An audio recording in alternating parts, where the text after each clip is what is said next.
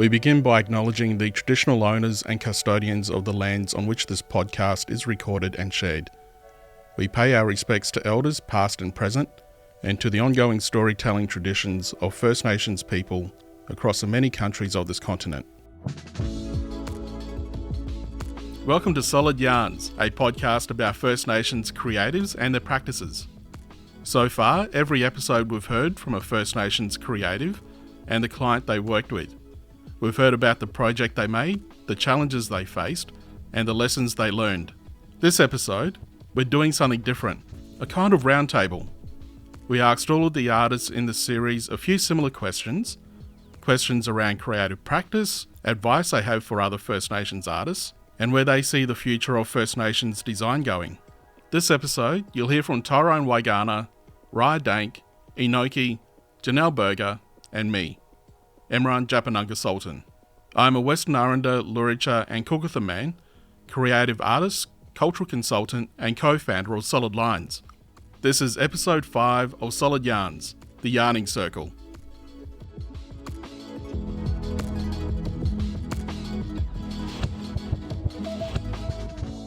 We started by asking all artists where their inspiration comes from and what influences their practice today.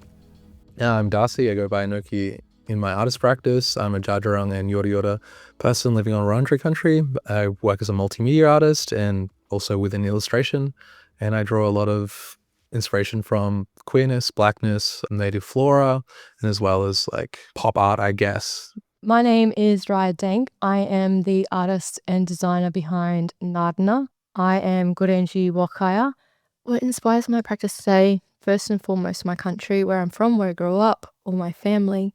Definitely, since having Johnny, she's a part of that inspiration. Yeah, it's country, family, and obviously Johnny, which is family, so... My name's Emrhan Tjapanangka Sultan. I'm from Alice Springs, part of the Western Aranda Luricha people on my mother's side and Cookatha people on my dad's side. And my inspiration is my mum and my grandmother, who I got a lot of inspiration from watching paint as a child. My name is Janelle Burger. I'm a Noongar artist from East Fremantle, Western Australia.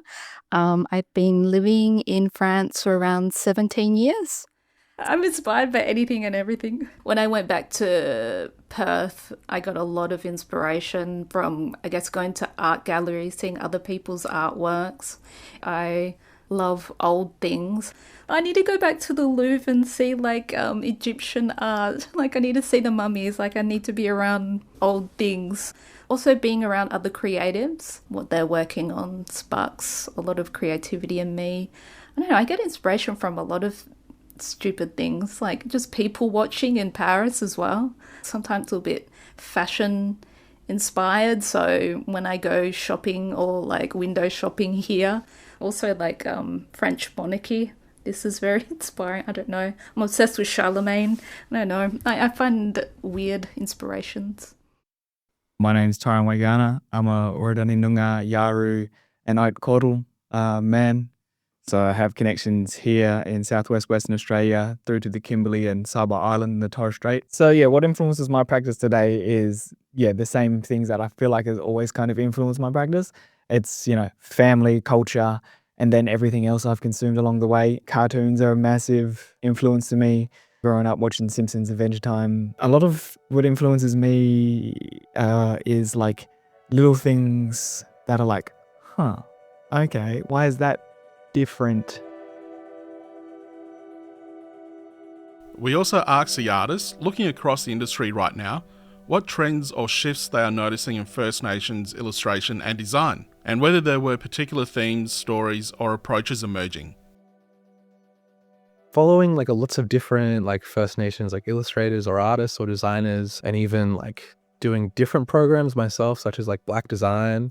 I found that people are using a lot of natural materials, which has been awesome, especially making work more bright and colorful. And it's cool to see just artists break out and branch out and start doing their own stuff, but also taking a little bit of inspiration from each other, even with Coffin-Birth or Dylan Mooney. Their illustration styles are similar but different, and even Ruby Red. It's been awesome, and just seeing artists be themselves and branch out and trying not to be like bottlenecked and doing their own stuff, but also it's a little bit similar. It's good. I don't know if I see a particular trend emerging, not within the First Nations artists anyway. I can see like trending colors. I look at trending styles in terms of interiors, in terms of fashion. But within Indigenous or First Nations artists, I don't feel like there is a trend at the moment. And I could be wrong, but I don't see anything. I think it's really interesting to look at what Aboriginal art is, because you can be an Aboriginal artist but not necessarily paint in the style of traditional Aboriginal art. You know, there's many different forms of art that we have. You know, we have mural artists, we have graphic designers, we have animators. So we're kind of lucky in that sense that there's so many different options that we can choose from. In terms of like a style that's become well known, I guess, within the space, I think there's certain elements like the colors that are being used, more of the creamier tones we see that have become really popular and eye-catchy as well. But I think we need to appreciate that there's many forms of art when it comes to Aboriginal art. I'm not sure if I've noticed any trends or shifts. I feel like people are getting just better at the moment. I think growing up, there was very limited Indigenous design. There's a lot of artwork, but design in itself probably wasn't at its pinnacle. But now it's like people are doing lots of amazing things, and it's just like, whoa. I guess the big, again, coming back to like growing up, I guess the shift around knowing you're Aboriginal to like localizing your culture and how that's coming out now. I guess you don't have just this endless tap of being Aboriginal.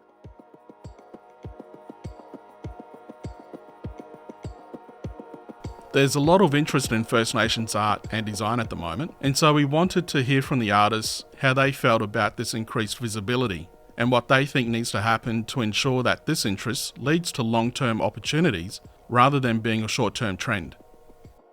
I have been noticing like a big interest in First Nations like art and design, and especially seeing like it's been great because I get to see like more First Nations like artists being like opportunities and being lifted up, and there's even some that I've found through like this process of like artists I didn't know about before. I hope it's not a trend, and in order for it to be sustainable, it's like, at least for myself, I try to work with organizations that I know that care. So like when I work with a client, I'm like, okay, this client could give me money, but also like, what are they doing? Or like, how would this be like just a one-time thing, or are we going to have an ongoing relationship? So I think it's like hard to navigate where it's like, oh, I need this money, but also like, is this going to be another trend where like after I give them this, they're just like, I made my quota for the year? Or is it going to be a thing where like we've worked together, we've made this project, and they're going to also like help foster First Nations relationships, keep them ongoing? A bit of intuition, but also like your own research. And I've been like even like lucky enough with working with Solid Lines. It's like a lot of the clients we get through are actually passionate about fostering First Nations relationships and making sure it's not a trend and bringing more First Nations art to the surface. Everyone knows NAIDOC Week, Reconciliation Week, is every year. So come on, people, don't contact us a week or a couple of days before the event and ask us to do something. People just need to be a bit more prepared and be honest with themselves in terms of not just ticking the box, oh no, we haven't got an Indigenous artist, let's just call this person. I've said no to people when I felt like it was wrong for me, values-wise as well, in terms of I've been approached by mining companies and fuel companies to do some artwork for them, and I've said no straight away. I do not care how much you pay me for my piece of art. My traditional land, my sacred site, is currently being fracked. It's on the Beetaloo Basin, so I won't work with mining companies or fueling companies because, again, it's a tick of the box to make them feel special, I feel. Oh no, it's okay, we're working with Indigenous art even though you are destroying Indigenous land. Let's push the boundaries and look outside of engaging with Aboriginal artists during National Reconciliation Week or NAIDOC Week, for example. Let's support and encourage artists to produce work and encourage clients to reach out to us as artists all throughout the year. let's not just limit it to 2 weeks in a year. There's so many artists out there that, create amazing artwork, and let's support them all throughout the year. Things have changed a lot. They're giving us more spaces to create, and it is very on trend now, isn't it? Like when I went home in Kmart, there were some posters there you could buy in like the home decor parts of Kmart, which was, I never saw that when I lived there. So it's good. It's giving us a lot of, it's about time that people, look, I live in France. Whenever I meet people, they're always interested to know about my culture, which is very surprising because my whole life in Australia, I've been told, even in the workplace, don't tell anyone you're Aboriginal. It's such a weird experience to grow up with. When I was living in Perth, it was more so hide it, and I would not hide it. I would always speak up and say, yeah, I am Noongar, I am Italian. It's about time that Australia starts to see that bit of culture, because it's kind of embarrassing when I meet people abroad. They're like, oh, how come we don't know about this culture? Having something implemented where, you probably should be or have to use Aboriginal art to some capacity would be good. I don't know how you do that and how you govern that, but I know it does happen, especially in public art, where 10% of all the budget has to go to public artwork. So, maybe something like that has to happen for Aboriginal art, where, you have to engage an Indigenous artist. Getting an Indigenous artist on board, you're kind of helping us continue our culture. You're not just getting a pretty piece of artwork that represent your corporate values. You're getting something that's connected to thousands and thousands of years of culture, from rock art to body art to what's happening now with digital art.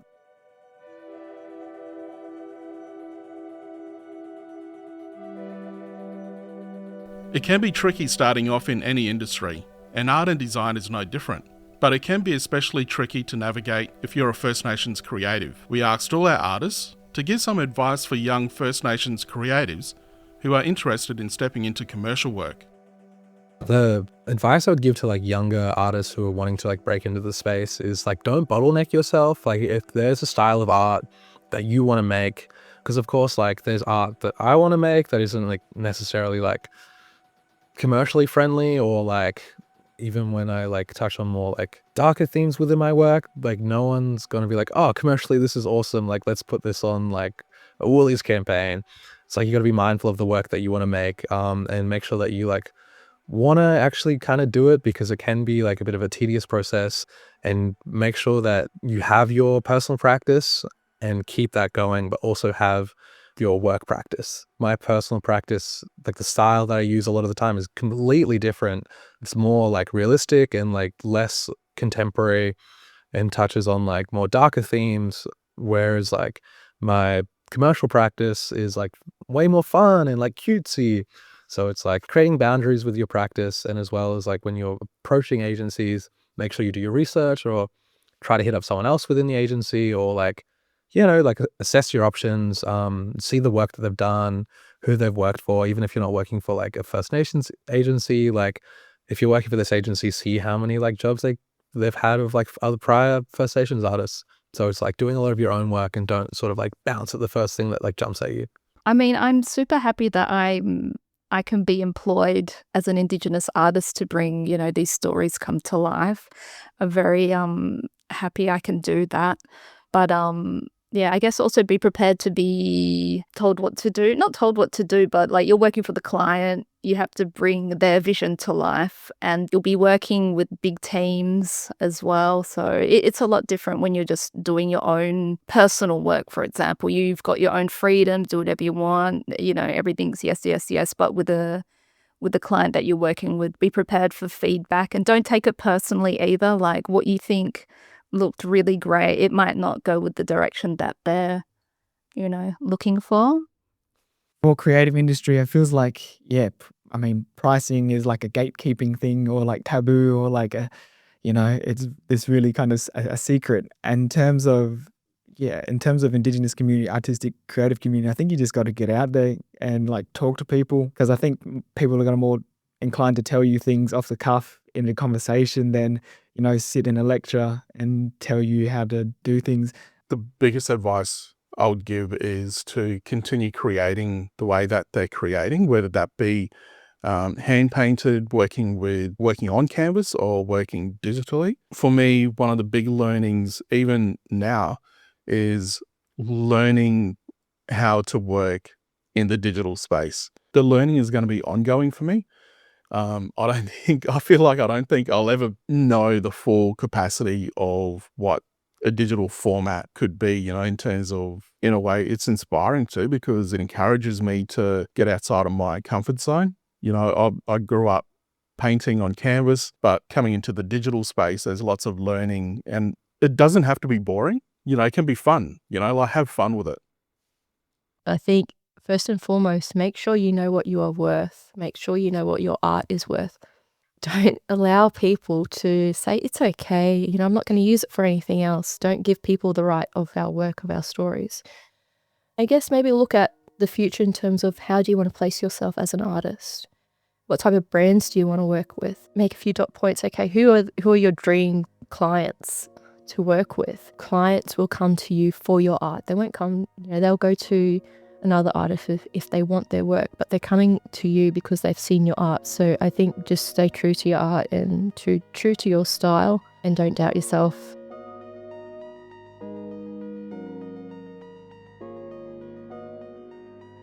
All artists face challenges getting into the industry, and once you're in, it can also be a challenge keeping your practice sustainable. That's especially true for First Nations creatives.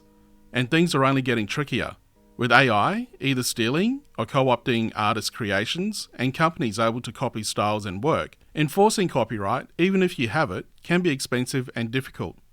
We asked the artists how they are navigating all these changes and what challenges they have faced. There's always going to be someone stealing. It's very disheartening at the start. Luckily, those times when Timu has stolen my artwork, it's been some of my followers that have sent it through. That's how I've found it. Because once they send it to me and I reshare it, the amount of messages and support that I get from that, it's amazing, the support that you can get online with your art. I think AI is going to have a great impact on everything, really. Like, I don't know too much about it, to be honest, but I think it's, what's happening now is people manipulating it, but eventually it's just going to be kind of taking over and doing whatever it needs to do. It's a system that teaches itself to learn. So I don't know. I think this is kind of could be the end of a lot of digital things. There's a lot of ethical questions that get raised, I guess. It's going to be wild, but interesting to see how it turns out. So we all know about the fake art from overseas. Or if you don't, that there's been fake Aboriginal art that's being produced overseas that's being sold as authentic Aboriginal art. So when we look at things like that, that's cultural appropriation. A lot of the time, these designs are being stolen from Aboriginal people, artists without their knowledge as well, or even written approval of that. A lot of these artists that they're copying from live very remote and would have no idea that, the artworks were being copied or being ripped off and being sold as authentic. These are people who have no access to internet, particularly. We also had the conversation that cultural appropriation not only happens with the fake art from overseas, but we need to have conversations of cultural appropriation that happens within our own backyard as well. So we see a lot of the U-shapes and circles and dots being used to tell a story by Aboriginal artists who are traditionally connected to the Central Western Desert area, where that traditionally comes from, but they're using it within their own style to tell their traditional story of where they come from, whether it be different parts of the country. So we need to highlight that and say, that's a form of cultural appropriation, but it's also just as important for us to help mentor these people and also understand that a lot of Aboriginal artists are on a journey of self-identifying, with their Aboriginality, and also having the understanding that culture was torn away from a lot of Aboriginal people as well. We've got the stolen generation. So a lot of people didn't grow up having the opportunity to learn about their cultural heritage, particularly through artwork. So what they know is Aboriginal art, unknowingly, think that what they see coming out of the Central Western Desert is okay to use. So we always encourage artists to learn more about who they are. Rather than relying on other mobs' cultures to tell your story, let's help them learn about who they are.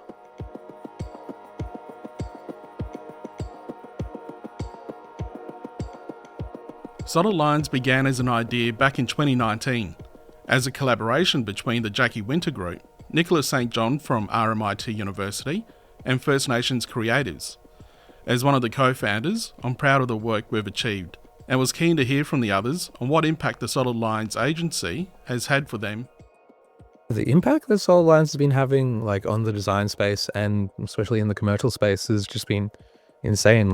Now that I walk around or even in Melbourne, or if I've gone to Sydney, just being able to see First Nations art more readily available to the public or within public spaces, and especially giving opportunities to First Nations artists and engaging First Nations artists, that impact has been awesome. I didn't get to see this stuff growing up.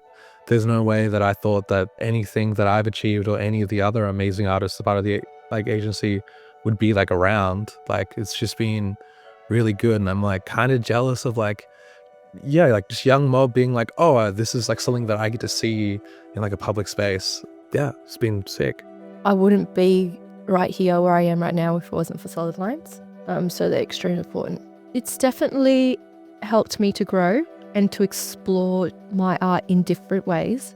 So I started this in 2020, and only probably maybe last year, I only thought about last year that this is my actual job, because I thought it was ridiculous before that this could be a way of living. Solid Lines has definitely been a part of that, the reach that Solid Lines has, the different clients that come through Solid Lines. I'm really proud of the way that Solid Lines has been developed. I'm really proud of the amount of work that our staff, agents and producers have put into learning about Indigenous cultural and intellectual property, learning about what cultural appropriation is. Those things aren't quick to learn. It takes a lot of time, takes a lot of listening, takes a lot of research, finding out about Aboriginal art. So I think we've done really well in that aspect. Also, identifying the ICIP into artist contracts. Being Aboriginal led, we're one of the first to be able to negotiate the ICIP into contracts for our artists. And along the way, just mentoring artists as well, particularly those who are at the early stages of their career, finding their identity and also creating their own brand. Before I joined Solid Lines, I was just doing freelance work, pretty much just taking whatever I can get. But now with Solid Lines, I get to do jobs I'm in Indigenous roles now, so I get to draw Indigenous people, and I get to draw, we're all different colours, we're not just all one skin tone. So I get to draw all, walks and different mixes. We all come from different walks of life, and there are light skinned black fellas and dark skin, and it's good to show the variety, and we're not just fit into one box in the bush, I mean, when I heard about it, it kind of blew my mind. I was like, oh my God, there's going to be an agency just for Indigenous artists. That's crazy. I never heard of anything like that. So yeah, it's awesome. It's giving us more opportunities as well, because I guess when you throw us out there against everyone else, they might not employ us. They might want to go with the non-Indigenous person. So it's good for us to have more spaces and a voice in Australia, even though I live in France. For me, it's been absolutely amazing. It's been so helpful to my career, just getting those bigger projects, having contracts implemented. I never used to use contracts. I used to just say yes to work. They've kind of helped, me realize how payment is structured. I just used to charge based on service, hourly rate.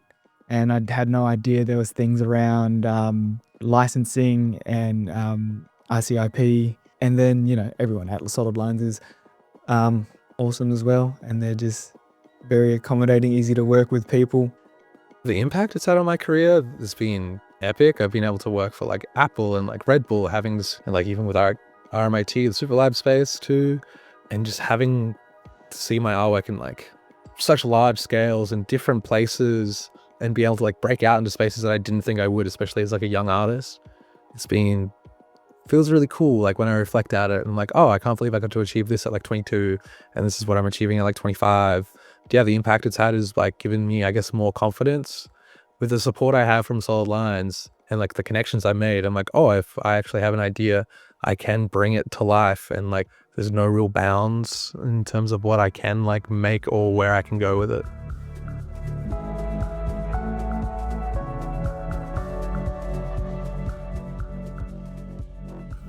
That was artists Tyrown Waigana, Janelle Burger, Ryhia Dank, ENOKi, and me, Emrhan Tjapanangka Sultan. You can find out more about all these artists and more by going to our website, solidlines.agency, and check out our work and follow us on the Solid Lines Instagram page. The handle is solidlines.agency.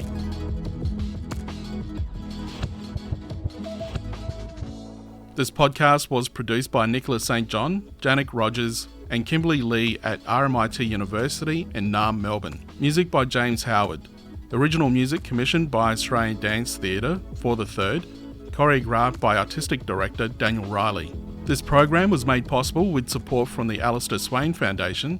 Find out more at alistairswainfoundation.org.